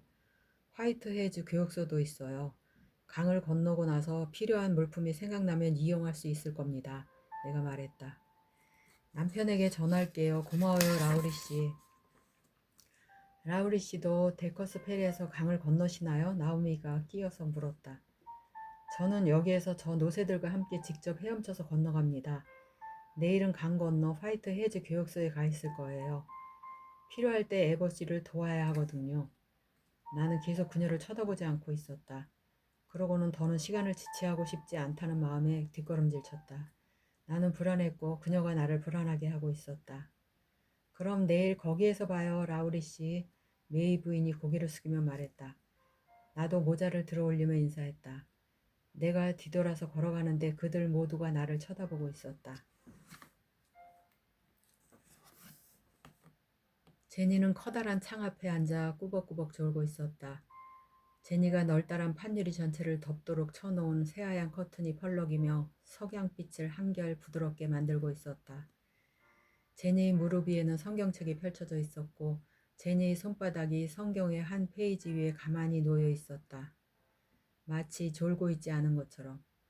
거기에 쓰인 글과 교감하며 신의 계시를 받고 있는 것처럼 보였다. 눈부신 석양빛이 제니의 피부에 새겨진 가느다란 선을 지우고 있었다. 잠시 동안 제니는 자신의 나이 45살보다 더 어리게 보였다. 아버지는 제니보다 15살 많았다. 하지만 그 둘을 따라 알았던 적이 없는 나에게 그 나이 차이는 잊기 쉬운 것이었다. 나의 기척에 제니의 눈이 번쩍 뜨였다. 제니가 성경책을 덮어서 옆에 두고 일어섰다. 존 나우리, 제니가 인사했다. 제니, 나는 모자를 벗고 있었다. 제니의 시선이 모자를 벗은 내 머리 위로 움직였다. 머리카락을 잘라야겠구나. 제니는 마치 그 사실을 지금 막 발견한 것처럼 아버지에게 나를 보내라고 시키지 않은 것처럼 말했다. 가서 가위를 가져와야겠다. 저 오늘 밤에 떠나요. 내가 불쑥 내뱉었다. 내가 오래 머물지 않을 거라는 경고였다. 뭐라고? 오늘 밤에 동물들을 데리고 강을 헤엄쳐 건널 거예요. 강 건너에 캠프를 세우려고요. 내일 아침에 건너게 되면 물을 말릴 수 있는 시간이 충분하지 않거든요. 이 이야기를 할 생각은 없었는데 마치 내내 이 생각을 하고 있었던 것처럼 말이 입 밖으로 술술 흘러나왔다. 오늘 밤에 떠난다고? 내 동생들이 작별 인사를 하고 싶어 할 텐데. 4주 동안 다녀오는 거예요. 길어야 5주예요. 작별 인사는 필요 없어요. 내가 가장 하고 싶지 않은 것이 바로 배웅을 핑계로 수선을 피우는 것이었다. 제니가 앞장서서 티끌 하나 없는 깨끗한 주방을 지나 뒤쪽 포치로 갔다. 아버지의 마구간 뒤쪽 목장이 바라보이는 곳이었다. 암말들이 제 새끼들과 풀을 뜯고 있었다.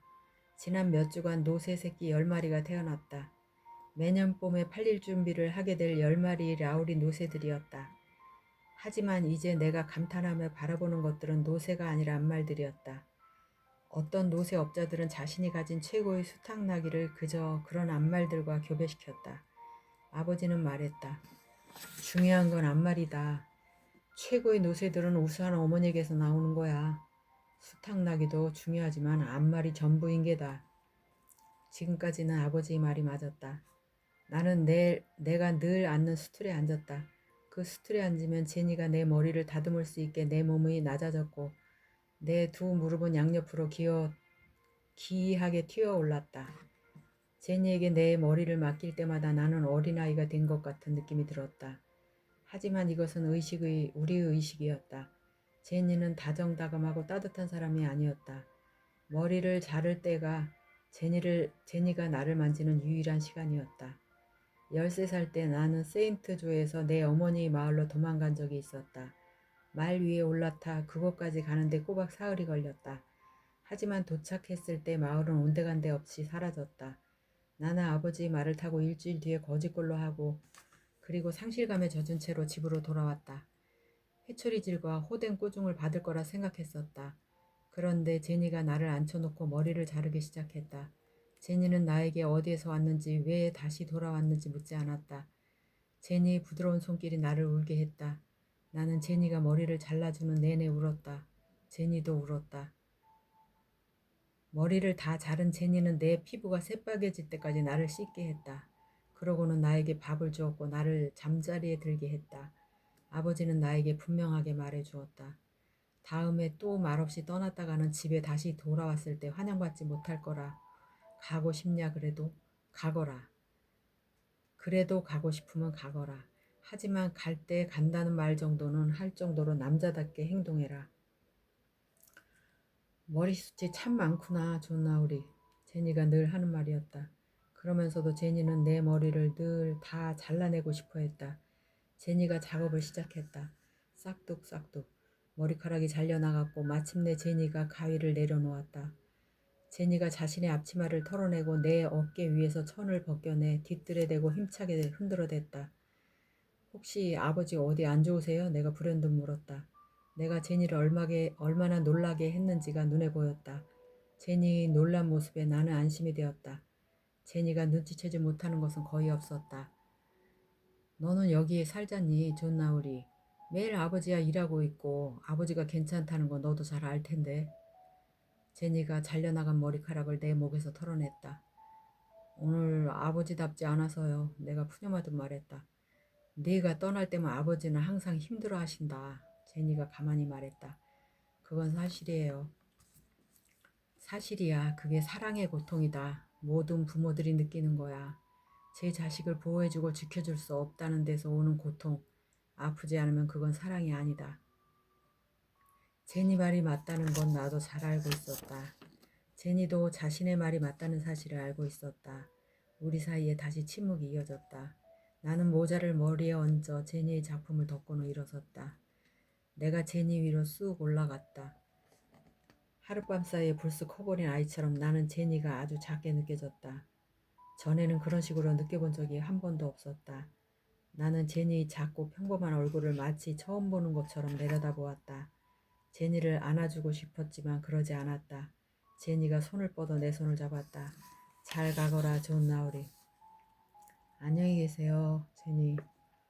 제니는 내가 계단을 내려가 도로로 걸어가는 모습을 지켜보고 있었다. 존, 제니가 불렀다.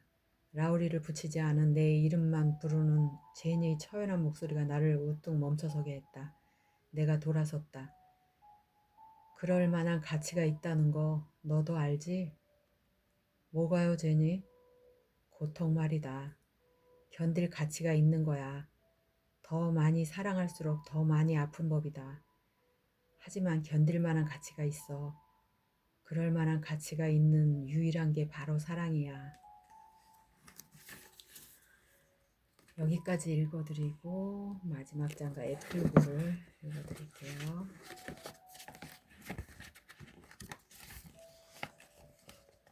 22장 겨울. 나오미. 와샤키가 포카텔로 마을에 가 있는 동안에는 눈이 내렸다. 그리고 이틀로 예정됐던 선의의 방문은 닷새로 늘어나 있었다. 마침내 방문을 마친 사람들이 마을로 되돌아왔을 때 존과 나는 와샤키 주장의 위키업으로 가서 식사를 하며 이야기를 들었다. 하나비는 울프가 살이 통통하게 올랐다며 양보를 한껏 부풀리며 나를 꽉 끌어안아 주었다. 하나비는 나를 생각하며 안도했다. 하나비의 딸은 우리가 처음 그린강에서 만난 이후로 많이 자라서 남자들이 이야기를 나누는 동안 위키업 안을 아장아장 걸어다니며 우리들에게 웃음을 주었다. 와샤키 주장도 안다하는 것 같았다. 한시름 덜어낸 것처럼 보였고 우리를 그곳에 오랫동안 붙잡아 두었다.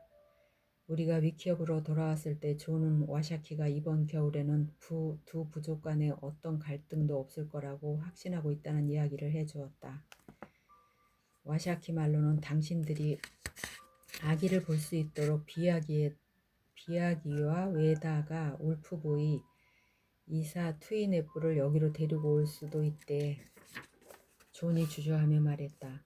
내 얼굴을 보고 반응을 살피고 있는 존의 두 눈이 잔뜩 긴장하고 있었다. 그 사람들이 울프를 울프보이라고 부르는 거야? 내가 당황해서 물었다. 와샤키가 그렇다고 말하더군. 이샤 뚜이네프? 내가 말했다. 그 말을 소리내 발음해보니 마음이 편안해졌다. 울프는 아직도 울프인 거네. 맞아. 울프는 여전히 울프야. 그것은 좋은 소식이었고 나는 다른 많은 것들에도 불구하고 그 소식에 안도감과 기쁨을 느꼈다. 나는 존이 연습하도록 도와준 쇼쇼니족 말을 더듬으며 와샤키에게 감사함을 표현하려고 했었다. 와샤키가 듣더니 고개를 끄덕였다. 나오미 가은이. 와샤키가 말했다. 존 가은이. 와샤키는 그의 부족에 우리 집이 있는 거라는 말을 하고 있다고 존이 알려주었다. 나는 그게 응답인지 궁금했다. 나는 엄마에게 나의 길을 찾을 수 있게 해달라고 애원했었다. 어쩌면 나의 집은 와샤키의 부족에 있는 건지도 몰랐다. 영원히 말이다. 겨울의 하루는 어둡고 길었다. 존은 위키업 안에 잠시도 가만히 있지 못하고 덫을 치러 다니고 눈 위를 오래 걸어 다녔다. 어느 날 밤에는 자신이 가져온 이주자 지도를 들여다보며 우리가 세인트조에서 어느 경로로 왔는지를 짚어보았다. 에봇이 제니와 아버지께 편지를 써주면 좋을 텐데 존이 말했다. 제니가 그랬었거든. 아버지는 내가 떠나고 나면 힘들어 하신다고. 그때는 말을 믿지 않았어. 하지만 이제 알 것 같아. 그리고 아버지가 내가 어디에 있는지 궁금해하면서도 힘들어하지 않으셨으면 좋겠어. 당신 동생들도 힘들어하지 않았으면 좋겠고.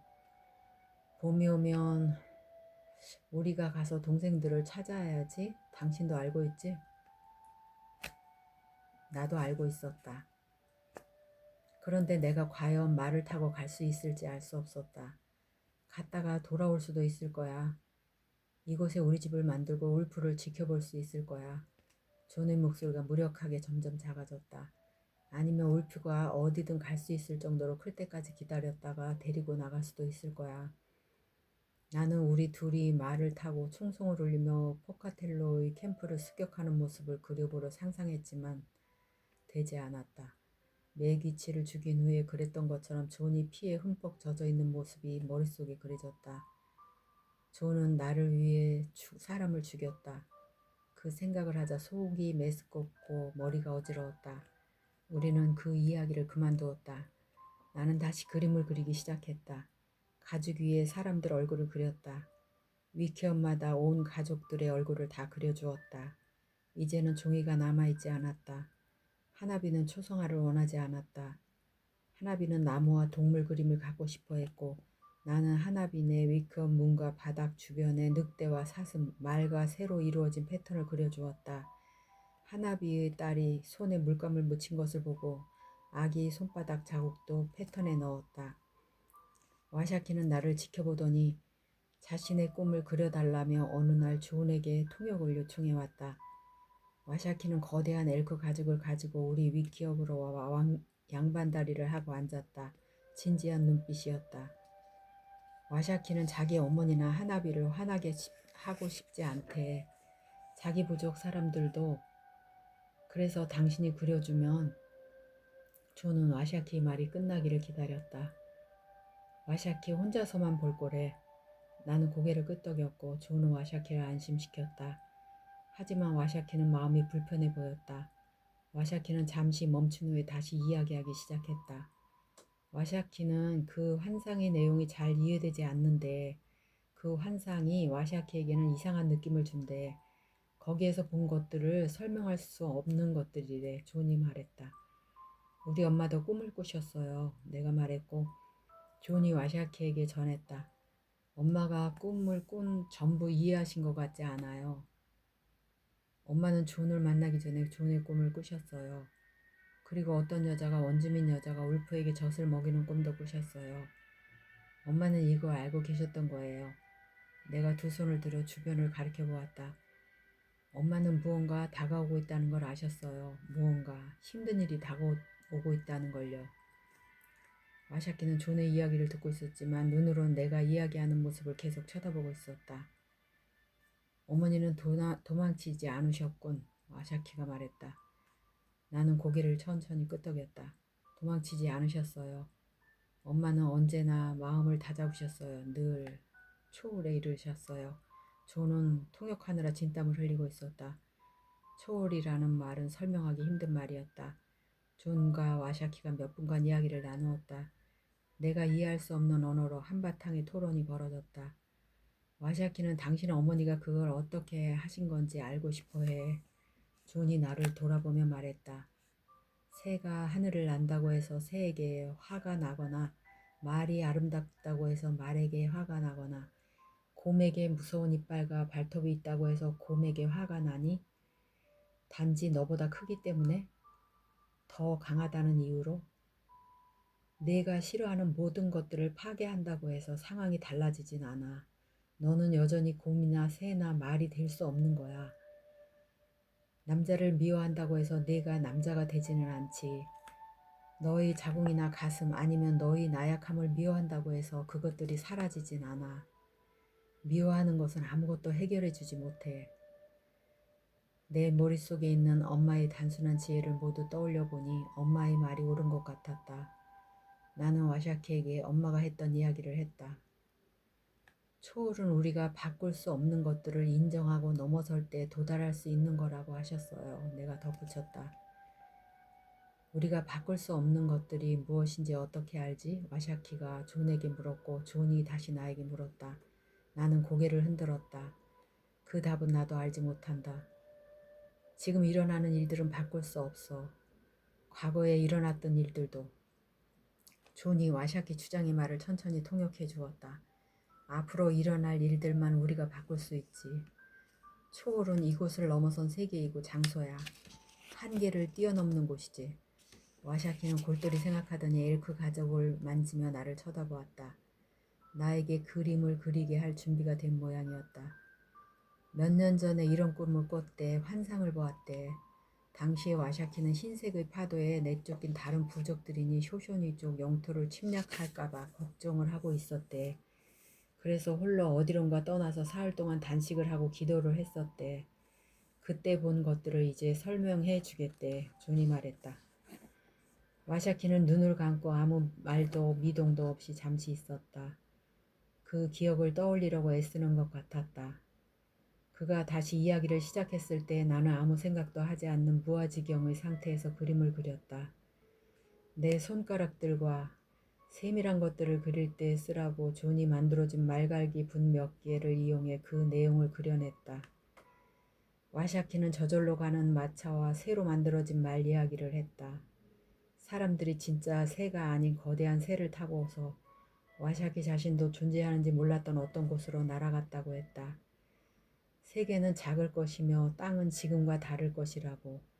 그리고 원주민들은 모두 사라질 것이라고 말했다. 붉은 피와 푸른 피가 함께 흐를 것이라고. 하나의 피가 될 것이라고 했다. 하나의 부족이 될 것이라고 했다. 통역을 하는 존의 목소리가 감정에 점점 감정에 복받쳐 갈라졌고 내 뺨을 따라 눈물이 흘러내렸다.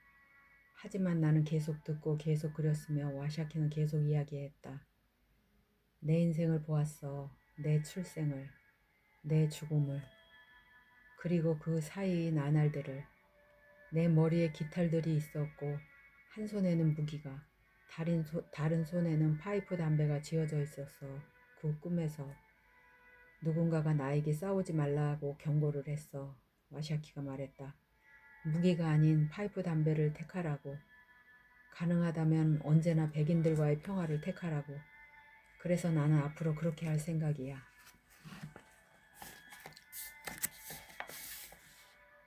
존.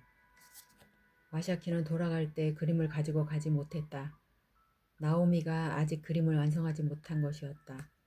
나오미는 내가 옆에 있는지도 모른 채로 몇 시간째 그림에 매달려 있었다. 나는 랜턴의 심지가 계속 타도록 내버려 두었고 장작 또한 계속 타들어갔다. 나오미 양쪽 팔목까지 물감이 흠뻑 묻어 있었고 암사슴 가죽 치마 위에도 물감이 여기저기 묻어 있었다. 이제 물감이 묻지 않은 옷은 하나도 남지 않았다. 이 그림을 시작할 때 나오미의 머리는 단정했었는데 이제는 따은 머리카락이 느슨해져 나오미가 흘러내린 머리카락을 무심코 쓸어올리다가 얼굴에 검은색 물감 자국을 길게 남기고 말았다. 나는 가느다란 밧줄 조금을 가져다가 나오미 머리카락을 하나로 모아 동그랗게 말아서 다시 묶어주었다. 그러면서 수그린 나오미 머리 아래로 나오미가 창조해내고 있는 꿈의 전경을 바라보았다. 나오미가 화들짝 놀라며 나를 올려다보더니 자기 머리를 만졌다. 머리에 물감 묻었지? 나는 나오미 옆에 쭈그리고 앉았다. 묻었어. 거기 말고 다른 데도 다 묻었어. 그래도 괜찮아.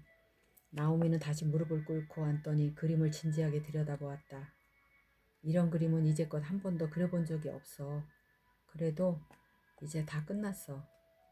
환상의 세밀한 부분은 와샤키 이야기 경로를 따라가면서 처음엔 장면들에 초점을 맞추었다가 뒤 장면들에서는 흐트러뜨리는 방식으로 표현했다. 흐릿했지만 몽롱하지는 않았다.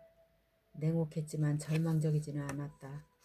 나오미는 소용돌이치는 선과 불협화음 같은 장면들을 통해 와샤키의 절망과 바람을 한 폭의 그림에 담아냈다. 색과 대치 그리고 와샤키 이미지 안에 연결된 조화. 와샤키의 얼굴이 보여. 놀란 내가 탄성을 내질렀다. 처음에 봤을 때는 분명하지 않았어. 그런데 이제 다른 건 보이지 않고 그것만 보여.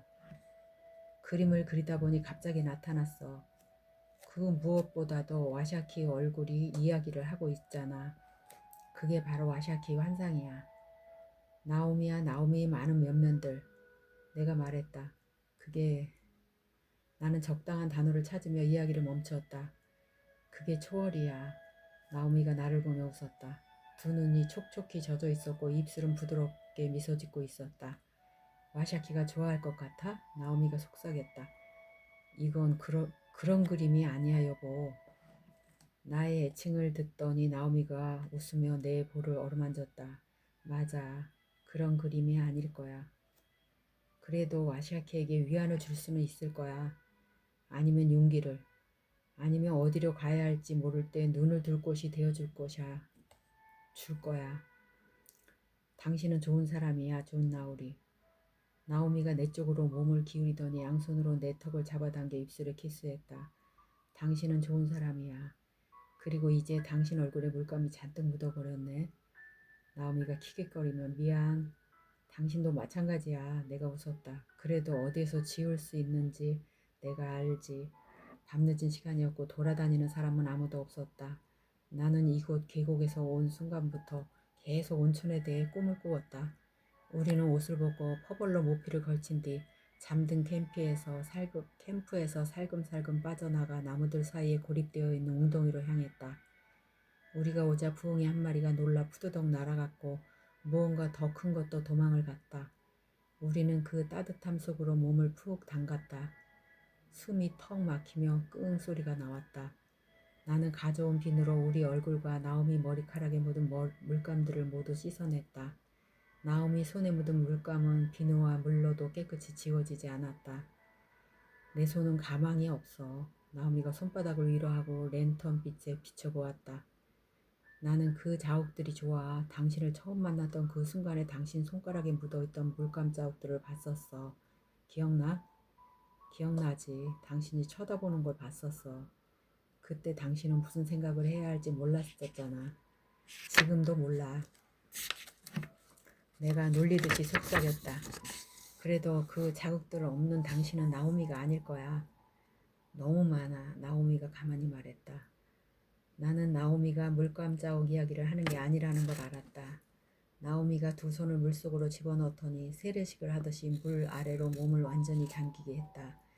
나오미가 물 밖으로 다시 나왔을 때 나오미는 나에게 완전히 집중하고 있었다. 그 물감 자국들이 없다면 나오미가 아닐 것이고 이 온천을 제대로 활용하지 못한다면 그것도 나오미가 아닐 것이다. 1시간 뒤 우리는 뜨거웠던 열기를 뒤로 한 채 바들바들 떨며 언덕을 내려갔다. 나오미의 젖은 머리카락 끝이 벌써 버펄로 모피 위에 들러붙고 있었다. 우리는 서둘러 내려갔다. 우리 발 아래에서 눈이 뽀드득 소리를 냈다. 우리는 기름을 아끼기 위해 랜턴불을 끈 상태였다. 랜턴빛은 필요 없었다. 커다란 달이 하늘 높이 떠 있었고 달빛이 흰눈에 반사되어 어두운 밤을 부드러운 빛으로 밝혀주고 있었다.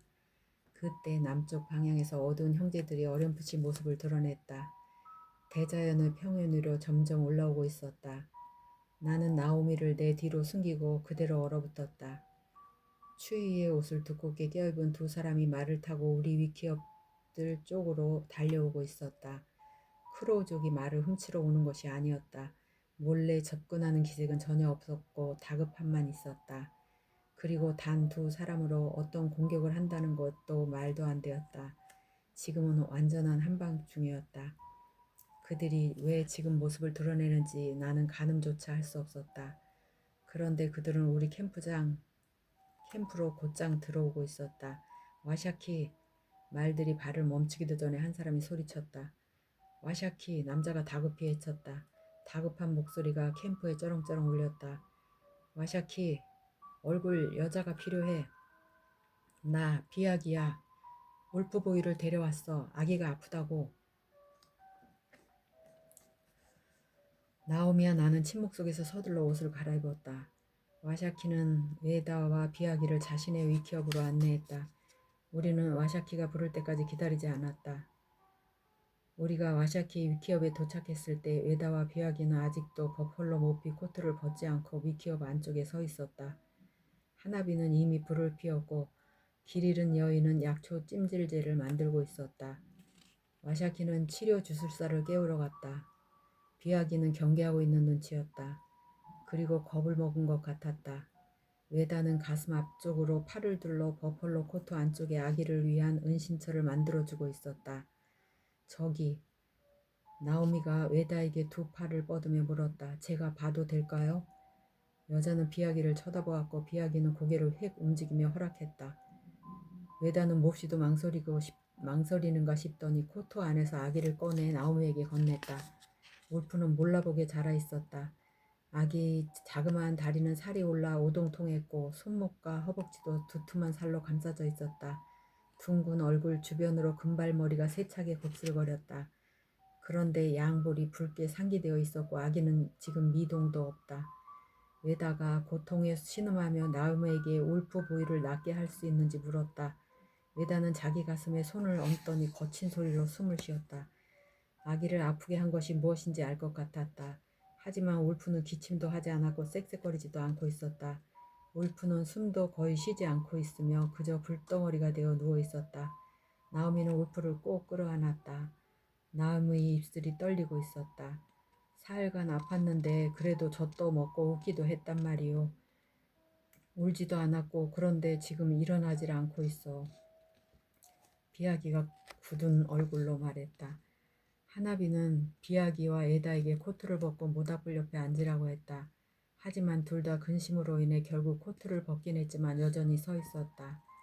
비아기는 저항하듯 앞으로 팔짱을 끼고 서 있었고 에다는 아직도 아기를 안고 있는 것처럼 몸을 앞뒤로 흔들고 있었다. 그 모습을 보니 위니프레드가 떠올랐다. 위니프레드가 그렇게 몸을 흔들곤 했었다. 와샤키가 치료 주술사를 데리고 왔다. 주술사는 공기를 정화한다며 쉘비어에 불을 태우고 내가 알아들을 수 없는 소리를 반복적으로 내면서 늑장을 부렸다. 그런 뒤 울프의 관자놀이 위에 그리고 가슴 위에 무언가를 올리더니 아이 몸 위에서 딸랑이 같은 것을 흔들었다. 아기 몸에서 병을 쫓아내는 거라고 했다. 그러고 나서 구슬픈 소리를 내며 위키어반을 걸어다녔다. 한 바퀴 돌고 다시 돌아와 그 딸랑이를 울프의 몸 위에서 조금 더 흔들었다. 나오미의 눈은 울프의 얼굴에서 떠나지 않고 있었다. 하지만 주술사의 그런 고립적 방법에 화가 난 비아기는 포카텔로의 캠프에 있는 치료 주술사에게 사흘 동안 거의 똑같은 행위를 했으며 아기 병세는 더 악화될 뿐이라고 와샤키에게 말했다. 저 사람은 모두 다 다이포가 죽기를 원하고 있어요. 투아가 죽기를 원하고 있는 거라고요. 진짜 약은 쓰지도 않고. 비아기가 으르렁거리며 말했다. 나오미가 통역을 바라며 나를 바라보았다. 비아기 말로는 저 치료 주술사가 백인들을 좋아하지 않는데 비아기는 주술사가 지금 울프를 치료하려고 노력하지 않고 있다고 생각하고 있어 라고 말했다. 와샤키는 지쳤다는 듯 고개를 흔들며 주술사에게 돌아가라고 손짓했다. 주술사는 모욕을 느꼈지만 우리들의 불신과 비아기의 분노 앞에서 어쩔 수 없다는 듯 물건을 챙겨서 떠났다. 하나비도 병이 옮기는 것을 걱정해 자기 딸을 안고 위키업으로 나갔다. 길 잃은 여인이 나오미 불 옆으로 이끌려오더니 거기에 앉도록 했다.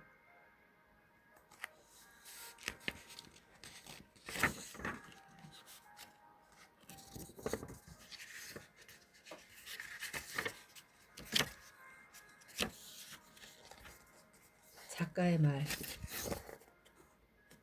존 라우리는 미주리에서 포니족 여성과 백인 남성 사이에서 태어나 이후에 서부로 이주해 1850년대에 유타에 정착했었던 실제했던 인물이다. 그분이 내 남편의 5대 조부모님입니다. 5대 조부님의 아버지가 조부님의 실제 아버지였는지에 대해서는 라우리 가문 이내에서도 의견이 분분하다. 그것은 우리가 앞으로도 확실하게 알 수 없는 부분이다. 조부님의 아버지는 존 라울이라는 이름을 아들에게 물려주셨고 그 후 수대에 걸쳐 그 이름이 이어져 내려왔다. 나는 4, 5세계라는 것이 존재하면 좋겠다는 생각을 한다. 그곳에서 조부님을 만나 실제 있었던 이야기를 들어보고 싶다. 나도 존 라우리가 정말로 와샤키 추장을 알고 지냈었는지 확실히 알지는 못한다. 그러나 이 책을 다 쓰고 난 후 나는 두 사람 모두를 알고 있는 것 같은 느낌을 받았다.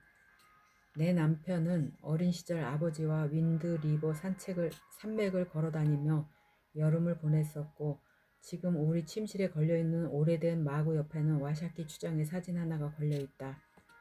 남편은 와샤키 추장을 숭배하며 성장했는데 나도 이 이야기의 아이디어를 형성하기 전까지는 솔직히 남편을 이해하지 못했었다.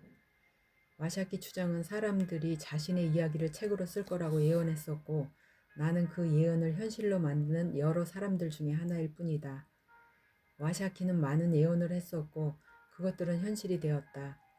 이야기 속 나오미 부부는 허구이지만 이 책에서 언급된 환상은 1850년에 와샤키가 실제로 경험한 것이라고 한다. 나는 그 환상 부분을 이 이야기에 꼭 담고 싶었다. 그것이 와샤키 추장의 삶과 리더십에 있어 무척 핵심적인 부분이기 때문이다. 그 환상을 그린 그림 한 점이 있는데 1932년 와샤키 추장의 아들 찰리와 샤키가 그린 그림이다. 그리고 나는 독자들의 혼란을 방지하기 위해 이 책에서 나오는 나오미가 환상을 묘사하는 부분은 실제와는 다르게 서술했다. 엘크 가죽 위에 그려진 와샤키의 환상이라는 작품은 유타 주립대학교 이스턴 캠퍼스에 전시되어 있다. 와샤키 추장은 1800년쯤 태어나 1900년쯤 세상을 떠났다. 세상을 떠났을 때 당시 최소 100세였을 것으로 추정된다. 와샤키는 미국 정부와의 협상을 통해 자신이 선택한 영토를 보유했던 몇 안 되는 원주민 추장 중 하나였다. 윈드리버 산맥과 와샤키 유년 시절의 땅은 지금까지도 쇼셔니족 주민들이 소유하고 있다. 나는 와샤키의 어머니인 길 잃은 여인을 가능한 한 사실적으로 묘사하려고 노력했다. 내가 조사를 하면서 길 잃은 여인이라는 이름을 발견했을 때 놀라지 않을 수 없었다. 길 잃은 여인은 이 책의 정신을 고스란히 담고 있는 인물이다. 1850년대 아메리카라는 풍경 속 모든 여성들, 모든 어머니들의 분투를 대변한다. 하나비도 실제로 라우리 가족과 함께 산 적은 없지만 실존했던 인물이다. 하나비에 대해서는 알려진 것이 많지 않다. 하나비는 와샤키의 두 번째 혹은 세 번째 부인이며 이른 나이에 세상을 떠났다. 와샤키와 하나비 사이에는 딸이 한 명 있었고 그 아이도 성장해서 아이들을 낳았다. 포카텔로 추장 또한 실존했던 인물이다. 포카텔로와 와샤키는 당시 적대적 관계였다. 부족민들이 걱정과 고난을 다루는 방식이 서로 달랐던 것에서 기인한 관계였을 가능성이 높다. 포카텔로는 누군가에게는 영웅이었고 누군가에는 악당이었다. 나는 그저 이 책에서 포카텔로를 너무 가혹하게 그린 것이 아니기를, 당시 상황과 환경을 사실적이면서도 동정 어린 시선으로 바라보고 표현해내기를 낸 것이기를 바랄 뿐이다. 나오미 가족, 메이가의 이름은 서부 개척 시대 초기에 유타로 이주해온 나의 실제 개척자 조상의 이름에서 따온 것이다. 나는 또 남편의 5대 선조들 중 한 분인 밀러 애플턴 하먼께도 무한한 감사를 드린다.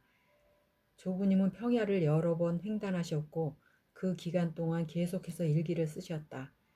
조부님은 자신의 아이들이 읽을 수 있도록 종이 위에 유산을 남기셨고 나는 그분의 일기로 큰 축복을 누렸다.